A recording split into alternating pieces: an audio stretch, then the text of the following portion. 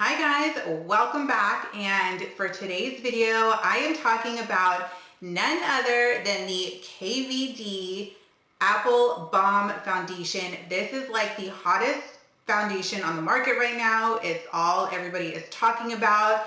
It's sold out on Ulta, Sephora. You can barely find any shades in the store. I went and called 5 different stores, and at the last second they had 2 left in my shade, so I grabbed it, couldn't wait, and I decided to try it out and do a wear test for you guys and give you my honest reviews. So if you want to see if the KVD Good Apple Foundation Balm is worth the hype or not, keep on watching. Okay, so before I actually get into the application and doing the wear test, I wanted to go over the foundation a little bit and just kind of explain it if you don't really know much about it. So the KVD Good Apple Skin Perfecting Foundation Balm, it has 0.35 ounces worth of product, and it does retail for $38. I picked mine up in the shade medium 27, which is a light medium neutral, because that's basically where I sit in most foundation lines. The carton has been recycled 21 times so far, so if you are into recycling things, that's something positive. It does have a shelf life of 12 months once you open it.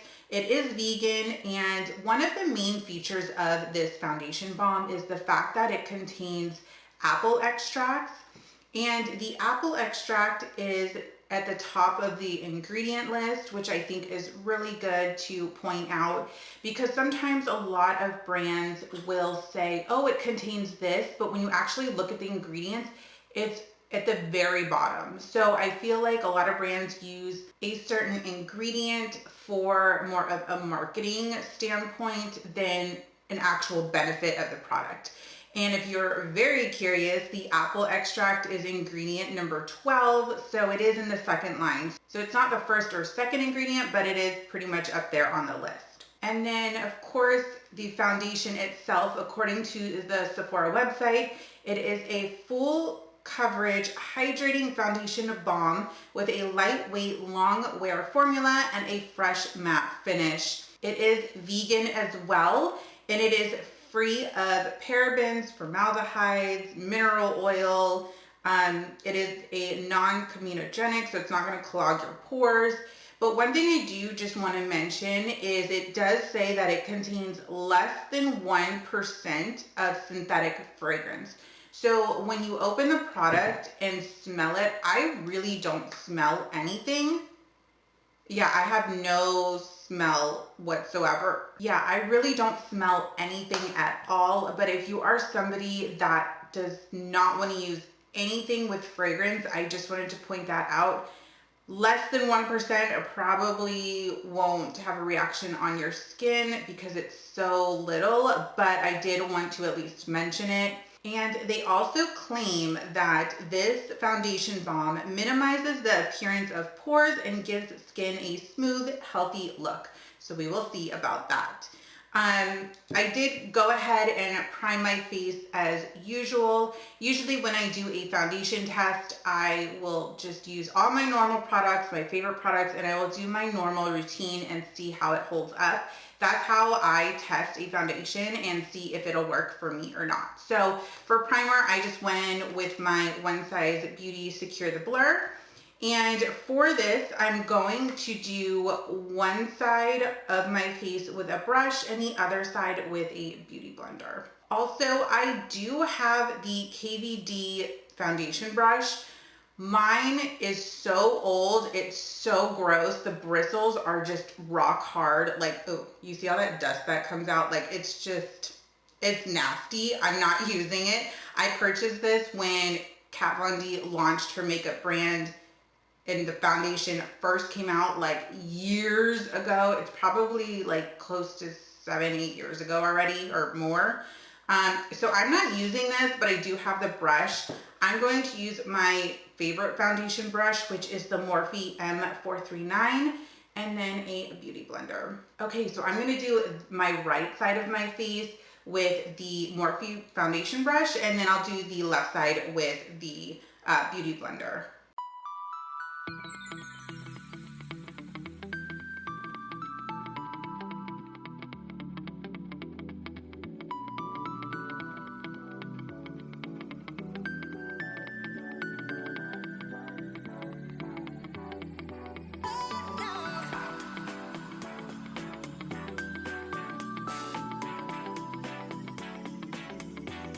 Okay, first impressions looking at the brush side, I definitely don't think it's a full coverage. I think it shows up more as a medium coverage. There are things, especially some dark spots and my under eye circles, that normally are covered pretty well with a full coverage foundation. Now, sometimes when you use a beauty blender, it will make a difference in how much coverage there is. But right off the bat, I think the finish is beautiful. It's very glowy.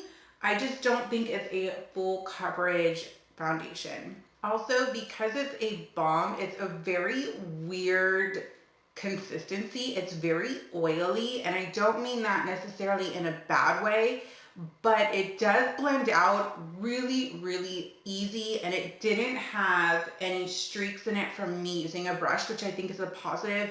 Because sometimes when you apply a liquid foundation with a brush, it can be very streaky. This one doesn't have any streaks, which I think is amazing.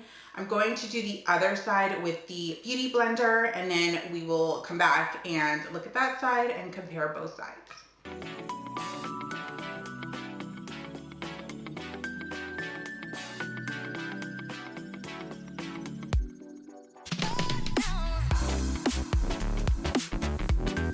Okay, so we're back, and looking at the Beauty Blender side, I can say that for sure Beauty Blender is what you want to use if you want full coverage.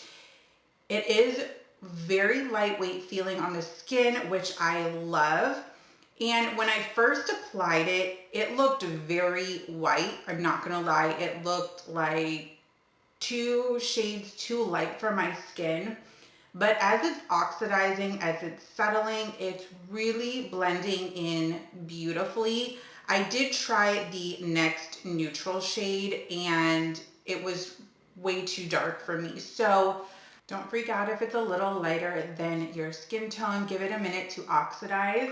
But overall, I think my skin looks beautiful. I am going to apply just a little bit more with the Beauty Blender on the brush side, just because I want my face to look even today, and I do prefer full coverage.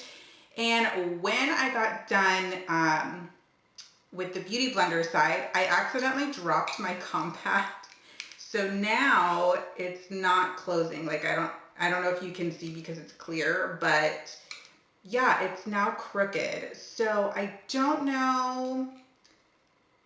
Oh, did I fix it? Oh, never mind, fixed it. Okay, so if you if you drop it, you may just have to force it back, but the plastic didn't crack, so that's a positive, right? So I'm gonna finish doing a little touch up to my other side, and I'll be right back.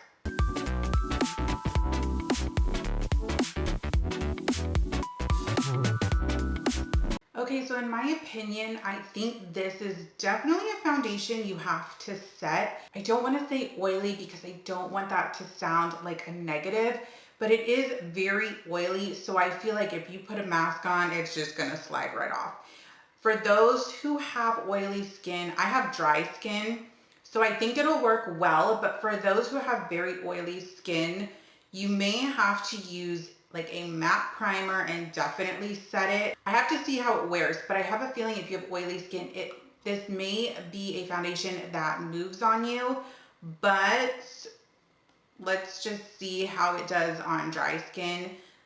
Very different skin types, obviously. My T-zone does get oily, so I am interested to see if it moves at all, you know, just going about my day. But I'm going to finish up the rest of my face, and I will show you what it looks like once I've done concealer, powder, everything.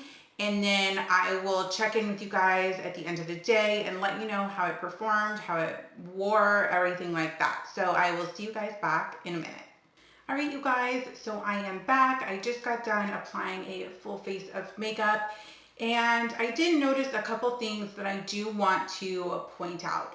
So one, when I applied my concealer on top of the foundation, it made blending the concealer in like a dream. It just melted into the skin and required very little effort of blending at all, which was really nice. And then I set my entire face with the One Size Beauty setting powder. That is my ride or die. A couple things. Right after I set my face, I went in to start contouring my nose, and I did notice on both sides that my nose contour did move. The base just kind of slipped right out and the product did move. I did take my beauty blender again and kind of like mush it back together. It did help a little bit, but I wanted to mention that. So then what I did is I moved on to eyes because I thought maybe I just have to give the setting powder a minute to really stick to the foundation. And typically when I apply foundation, I put it on my eyelids and under my brow bone because I like everything, my base, to be all one shade. I noticed immediately that my eyelids were creasing and even more oily than normal. So I actually had to take a washcloth and just wipe the foundation that I put there, wipe it off completely because I do have very oily eyelids. So then I went in with my normal P. Louise base and eyeshadow. I used the Natasha Denona Circo Loco palette and normal eyeliner, mascara, lashes, the works. And then I went back in with bronzer and highlight just a little bit. I did a very light application because I didn't want necessarily a huge smudge. And I noticed that it was okay. It didn't break away or smear or slide or anything. So I did kind of pack on more color. And the last couple things I wanted to notate, once I was done with my entire face, I did notice that my under eyes were creasing already. Now, just the way my skin is and my eyes, I always get creasing under my eyes. It's just something that can't be, resolved. But usually this is the type of creasing that I see after 8 to 10 hours of wear. So for me to see it within like 15, 20 minutes of application, just kind of is like a negative for me. It's not something that's the underworld, but that means that I just have to retouch up my makeup throughout the day, and I don't retouch up my makeup. It's kind of a hassle, and I just don't like doing that. Another thing I mentioned is I do use a waterproof eyeliner because my eyelids are so oily. However, I noticed when I went to go apply my lashes that my eyeshadow and my eyeliner was starting to crease. And I think it's because I originally put the foundation on my eyelids, which is a balm. So it's an oil based. So I would say definitely avoid the eyes, especially if you're going to do eye makeup, because that was kind of a bummer. My lashes are staying on pretty well, but I will kind of wear it throughout the day and see how it wears if any other changes happen. But I at least wanted to make you aware of those few things. If you have oily skin right off the bat, I don't know if it'll work for you. I am finding that it's slipping and sliding, and I have dry skin. So I will get back in touch with you guys in several hours and let you know what the update is. All right, you guys, so I am back. I did 0 retouches throughout the day. I still am having a ton of creasing under my eyes. Other than that, nothing else seems to have moved. I want to say one thing. Usually when I do my bronzer and highlight, it's a lot more visible. And I feel like with this base, because it's oil, I don't know, but I feel like it absorbs a lot of the product that you put on top. So usually when I highlight my base, even looking in the mirror, it's blinding. Like, it is a glow. You can tell I have highlighter on. And today it just looks way more subtle on my skin, and I use the same highlighter that I use every day. So I know it's not the highlighter. I know it's not the setting powder. The only thing I can think of is that the foundation, because it's so oily, just kind of absorbs the product, which doesn't necessarily mean it's a bad thing. It's just, I would keep that in mind. Another thing is I'm still getting some creasing with my eyeshadow, which I think that's because I originally put the foundation there. Other than that, I think the finish is very beautiful. As far as who this would be good for, probably only those with really dry skin. My skin's not really dry. It did move on me. So if I had to rate it like out of 5 stars, 5 being just amazing, I would probably honestly give this like a 2.5 out of 3. It's not terrible, but it just takes longer to apply because you kind of have to be careful when you apply any powders on top, because if you move too quickly or press too hard, I think it will move on you just like it moved on me. Another thing I just wanted to point out, and I said this earlier, this retails for $38. You get 0.35 ounces in it. Whereas like my everyday Huda foundation, you get 1.18 ounces and it's $40. So for $2 more, you get way more product.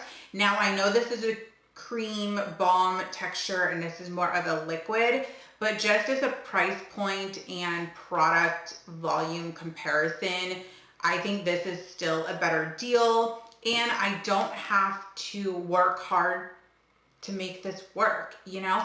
So from somebody who works all day, you know, I'm not getting this sent to me in PR. I paid for this with my own money. Do I think it's worth it?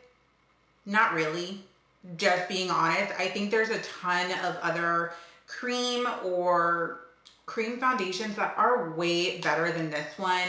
I think the Cover FX one is a lot better. Even the MAC Studio Tech, which I don't even know if they make that anymore because I used that years ago, but I think that one was way better.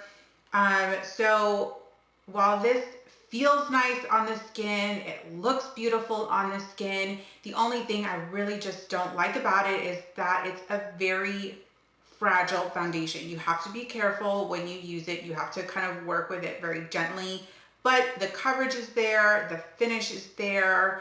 So it just comes down to if you want to put in the effort to make this work. So I hope this video was helpful. If you enjoyed it, please give it a thumbs up. And if you are new, don't forget to subscribe to my channel. I would love to see you again. I hope you guys have a great rest of your day, and I'll see you all very soon. Bye, guys.